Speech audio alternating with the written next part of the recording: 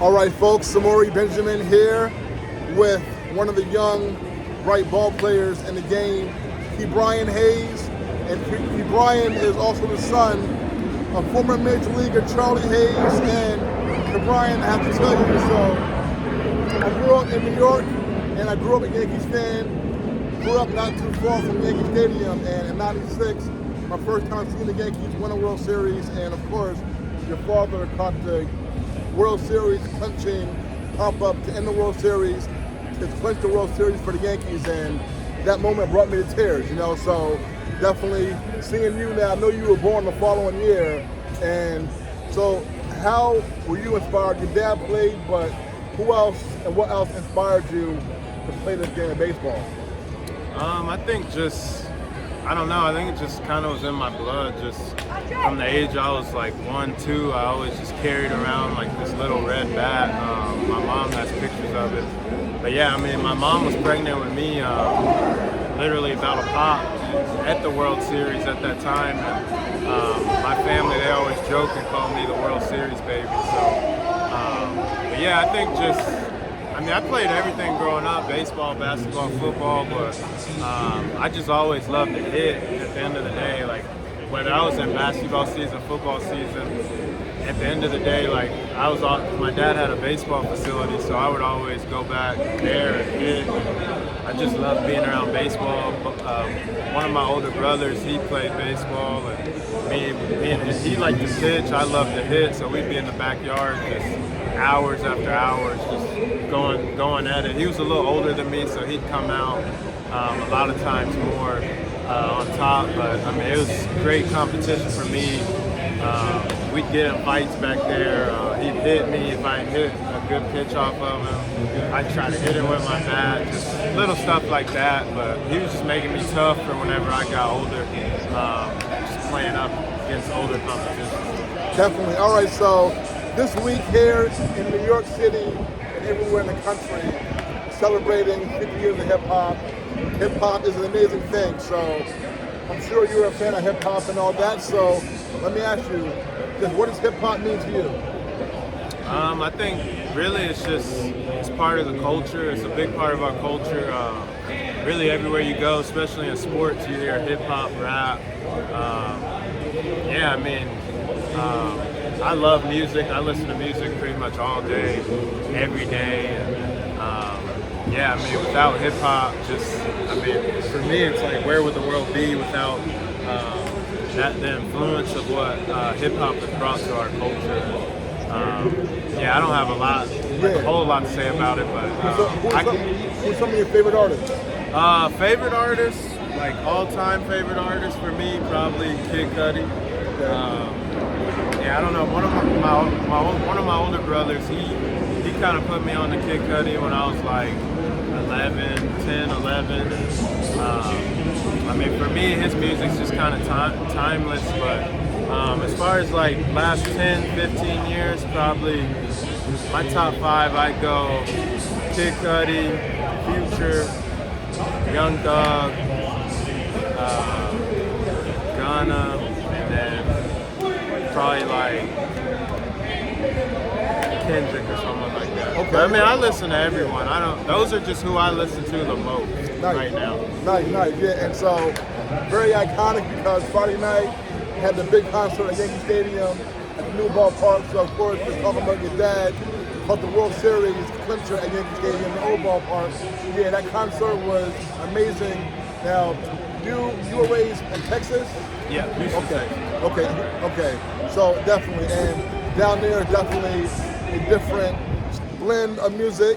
But I know you all listen to music from everywhere, as we all do. So just the Texas hip hop scene, what was that like in Houston and in the state when you were coming up?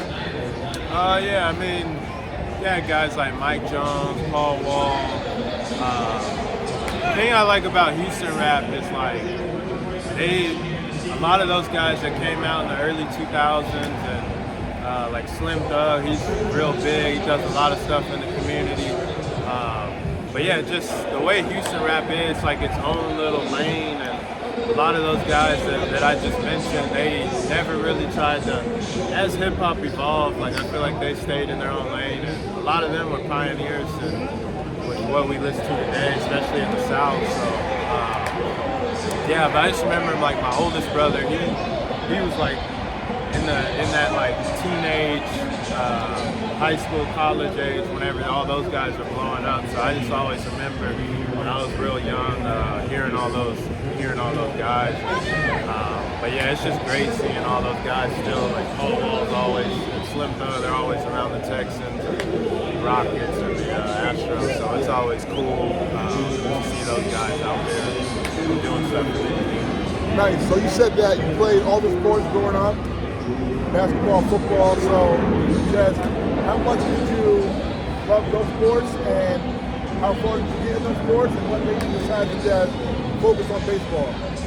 Yeah, I mean, yeah, I played football. I played like quarterback, running back, and I played defense, like linebacker, safety. I stopped playing that around like 6th grade, and then basketball, I played like point guard, shooting guard. And after like my 8th grade year, junior high, once I got into high school, I was only like 5'9" max when I went into high school, and everyone on the basketball team was like 6'3", 6'4", so I was like, yeah, this ain't for me anymore. But really, just once I got into high school, around that age, like I think it's, in my opinion, I feel like whatever sport you're best at, unless you're like really good and whatever 2 or 3 that you play, you might as well put all your attention to what you can go to the next level with. So, and I think just having a dad and a brother who played in that highest level, them like kind of telling you like you need to have all your focus on one thing to maximize whatever you're best at. And for me, it was obviously baseball. So yeah, around high school was whenever I just strictly went straight baseball. But I also do feel like growing up, when you're a kid, being in basketball environment, football, all that helps with your athleticism because you're doing different types of things. You're playing with different number of guys on the field. So all that stuff plays a part in like your development. I feel like as a kid. So I mean, it's always good to play as many as you can while you're young. Right. So I know your father retired when you were about 4 years old. So how much do you remember of your father's career? And I know you've seen highlights, and just how big of an influence was your father on your baseball play? Yeah, so I don't remember much. When he retired in 2001 with the Astros, the one thing I kind of remember was like being at one of those games. I was in like the daycare thing. I don't know if you remember the name Daryl Ward. Oh yeah. He had a kid that was like a year or 2 older than me, and like we got into like a fight like in the daycare thing. That's like all I remember from when my dad was playing. But yeah, just growing up, like he used to in our like our workout room, he had like these DVCR TV things, and he had like I can't even remember the name of it, like the square. I can't even remember the tape, like a VCR tape type thing. Like he had like a box of those, so yeah, like with highlights on them. Yeah, videotape. Yeah. And so I would watch those all the time, like just seeing, because I never really remember him playing like in person. So, but yeah, it'd always be cool to just see your dad like hitting home runs and making plays on defense.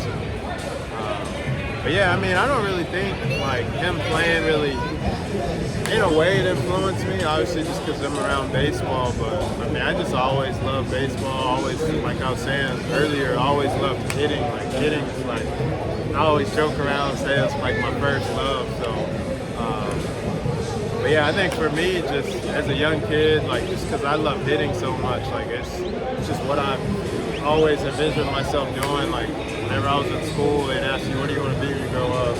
I'd always say a baseball player. So, but yeah, just being fortunate to have that background, have like a dad and a brother that played, just being able to see them.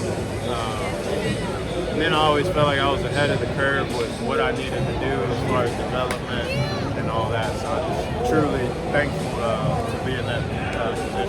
Yeah, so how was it for you being drafted in 2015? You were picked in the first round, and then you made it here to the major leagues with Pittsburgh a few years later. So the minor league process, I know it's not easy, it's a grind.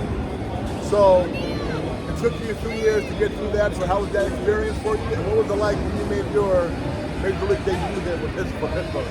Yeah, so just getting drafted in the first round is obviously huge, and just very thankful, and just really just, I remember that day, like whenever I got drafted, just all my high school teammates and all like close friends were there, and yeah, just really just thinking back to whenever I was a little kid with that little red bat, just really all the hours of work that you put in, and just all the sacrifice your parents, your siblings make for you, and all that type of stuff. So, but yeah, then just kind of going through the minor leagues, having a brother, like he was 8 years older than me, so around the time whenever he was getting into it, I was 10, 11, 12, 13. And I was fortunate to be able to go on the field and kind of see what a minor league day was like, spring training and all that. So just really being able to know what I was getting myself into. So once I went in the first round, I was like, yeah, I'm ready to go. Let's do it. And then, yeah, just, I mean, throughout the minor leagues, there's a lot of ups and downs, a lot of long road trips, sleeping on the ground in the bus, all that type of stuff. But I mean, yeah, just having my dad and my brother, I knew what I was getting myself into, so I was a little more equipped for it. And, but yeah, just whenever I debuted, getting that call, it's hard to describe. Just what you work for your whole life. And, yeah, you just really, same thing like when you get drafted, like you just think about childhood, growing up, all the stuff, all the sacrifices you made, not going to parties, and all that type of stuff. And then just really just thanking your parents for always putting you in the position to like buying you bats, gloves, all that stuff from really a young age.